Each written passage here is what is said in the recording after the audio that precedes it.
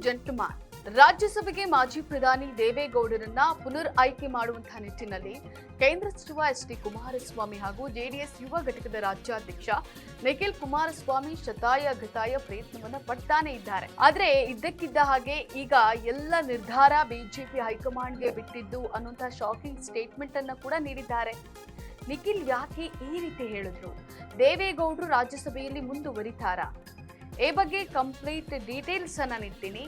S ವೀಕ್ಷಕರೇ, ನೆಲ ಜಲ ಭಾಷೆಗಾಗಿ ಪ್ರಾಮಾಣಿಕ ಪತ್ರಿಕೋದ್ಯಮ.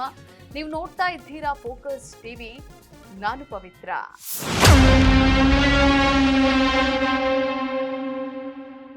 ವೀಕ್ಷಕರೇ, ಹಿಂದೆನೂ ಕೂಡ ಕುಮಾರಸ್ವಾಮಿ ಹಾಗೂ ನಿಖಿಲ್ ಕುಮಾರಸ್ವಾಮಿ ಕೇಂದ್ರ ಗೃಹ ಸಚಿವ ಅಮಿತ್ ಶಾ ಹಾಗೂ ಬಿಜೆಪಿ ರಾಷ್ಟ್ರಾಧ್ಯಕ್ಷ ನಿತಿನ್ ನಬೀನ್ರನ್ನ ಭೇಟಿಯಾಗಿ ದೇವೇಗೌಡರನ್ನ ಪುನರ್ ಆಯ್ಕೆ ಮಾಡುವಂತಹ ನಿಟ್ಟಿನಲ್ಲಿ ಮಾತನಾಡಿದ್ರು.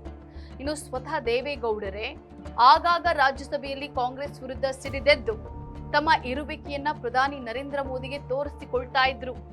ಕಾಂಗ್ರೆಸ್ ಸಂಸದರಿಗೆ ಶಿಸ್ತಿಲ್ಲ, ಸ್ವಲ್ಪ ಬುದ್ಧಿ ಹೇಳಿ ಅಂತ ಹೇಳಿ ಸೋನಿಯಾ ಗಾಂಧಿಗೆ ಪತ್ರ ಬರೆದು ಮೋದಿಯನ್ನ ಸೆಳೆಯುವ ಎಲ್ಲ ಪ್ರಯತ್ನವನ್ನ ಮಾಡಿದ್ರು. ಅಪ್ಪ ಮಗ ಇಷ್ಟೆಲ್ಲ ಪ್ರಯತ್ನ ಪಟ್ಟು ಈಗ ಬೇರೇನೇ ಮಾತಾಡ್ತಾ ಇದ್ದಾರೆ. ಮಾಜಿ ಪ್ರಧಾನಿ ಎಚ್.ಡಿ. ದೇವೇಗೌಡರನ್ನ ರಾಜ್ಯಸಭೆಗೆ ಪುನರ್ ಆಯ್ಕೆ ಮಾಡುವಂತ ವಿಚಾರ ಪ್ರಧಾನಿ ನರೇಂದ್ರ ಮೋದಿ ಹಾಗೂ ಬಿಜೆಪಿ ಹೈಕಮಾಂಡ್ಗೆ ಬಿಟ್ಟಿದ್ದು.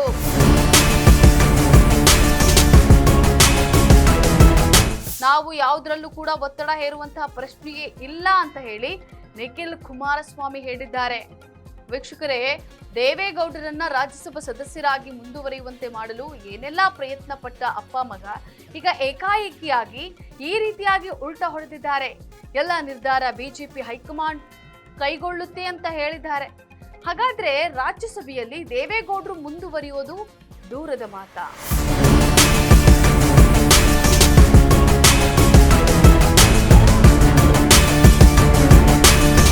ಅಪ್ಪ ಮಗನ ಮಾತಿಗೆ ಬಿಜೆಪಿ ಕ್ಯಾರೆ ಅಂತಿಲ್ವಾ? ಮುಂದೇನಾಗುತ್ತೆ ಅನ್ನೋದನ್ನ ಜೂನ್ ಅಂತ್ಯದವರೆಗೂ ಕಾದು ನೋಡ್ಬೇಕಾಗಿದೆ. ಇದಾಗಿತ್ತು ಈ ಕ್ಷಣದ ಸುದ್ದಿ. ನೆಲ ಜಲ ಭಾಷೆಗಾಗಿ ನೋಡ್ತಾ ಇರಿ ಫೋಕಸ್ ಟಿವಿ.